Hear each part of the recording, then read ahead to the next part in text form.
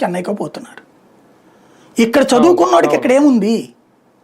అదే ముందు ఆ వలస ఎట్లా ఆపుతాం? అది ఆగితే ఇక్కడ పరిశ్రమ పెడితే నీ ఏరియాలో పరిశ్రమ పెట్టాలంటే ఎమ్మెల్యేతో ఒప్పించాలా, పక్కన ఎమ్మెల్యేతో ఒప్పించాలా. ఇక్కడ వస్తువు ఉత్పత్తి చేస్తే ఏ రూట్లో ట్రాన్స్పోర్ట్ అవుతుందో ఆ ఏరియాలో ఉన్న ఎమ్మెల్యేలందరికీ మామూలు ఇచ్చుకోవాలా?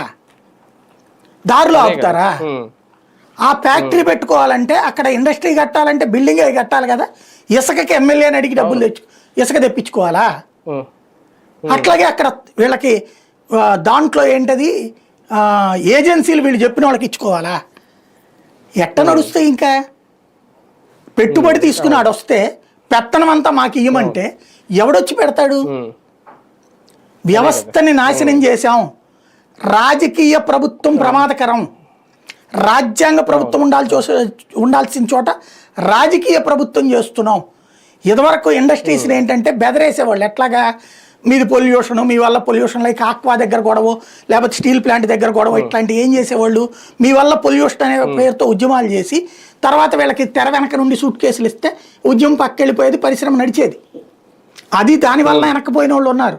కనీసం 50% అన్నా 20% అన్న వచ్చినాయి. ఇప్పుడు పరిశ్రమ పెట్టాలంటే ఆ ఏరియాలో ల్యాండ్ తీసుకోవాలంటే గొడవ, ల్యాండ్ ఇవ్వాలంటే లంచం, పలుకుబడి ఉండాలా, లేదంటే అధికార పక్షం వాళ్ళు అయ్యి ఉండాలా, లేదా అధికార పక్షానికి తెలిసిన వాళ్ళ ద్వారా చేయించుకోవాలా. రెండవది ఈ డబ్బులు.